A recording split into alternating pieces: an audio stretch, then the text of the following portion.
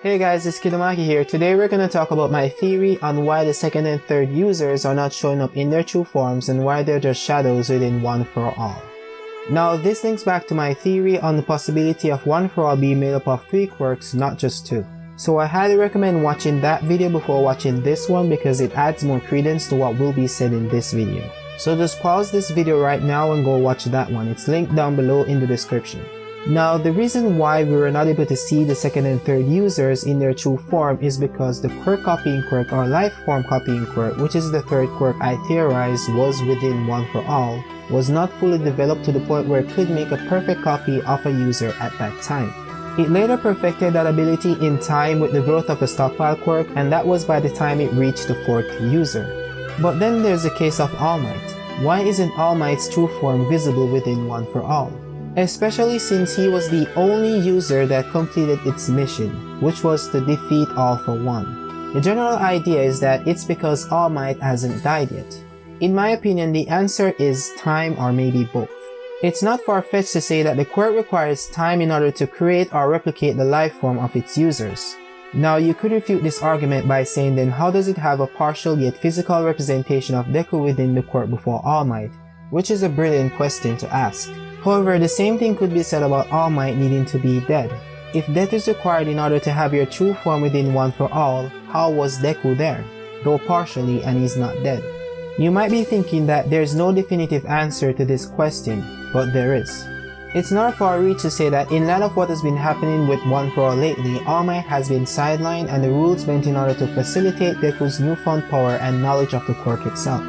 If you look closely at this panel, you see that the manifestation of Deku presented within One For All only had eyes and ears. Eyes so that he could see the memories of the first user, and ears so that he could understand what is being taught to him. However, he was not provided with a mouth because he was not required to speak. This leads me to believe that this was intentional and that the quirk itself has developed a consciousness. Again, this is just a theory. Now there's one sore thumb that sticks out in this theory, and that sore thumb is the first user. You could argue then, if the quirk perfected its lifeform copying ability when it reached the 4th user, then how does the first user have a fully developed form within the quirk? Well, the most logical explanation I came up with is that maybe that wasn't always the case, as in maybe the first user wasn't always fully developed within the quirk. It's a similar situation as to why Deku is able to have a semi-physical form within the quirk even though he has not died yet. This was done in part to ensure that he could witness the first user's memories and comprehend the 5th user's teachings. As for the first user, I believe that in the wake of Deku accessing other aspects of the quirk, this was done in order to ensure that he was able to interact with the other users, mainly Deku. I believe that once the story requires the second and third users, their physical forms will be manifested within the quirk itself just like the others.